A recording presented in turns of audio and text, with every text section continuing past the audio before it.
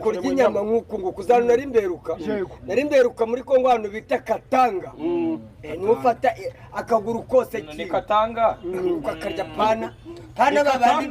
babandi bagurira twaducano tugurira bo y'inyama usanga umunsi wose ku zuba najye mugura inyama koko n'agasukumede ahangaha kwica n'igabura mbereka niyo uyu urimo urayikingiriza kanerure mwayibonye kanimagi ikibazo kimwe warangiza wowe ko gacano kawe ugenda ukagura irobo nose umujene inyama Rwanda mushura gabura Gamubire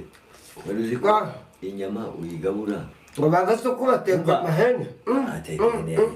ine ruhinja ene bamiminja teka gahene k'ibihumbi 12 ngo nawe watetse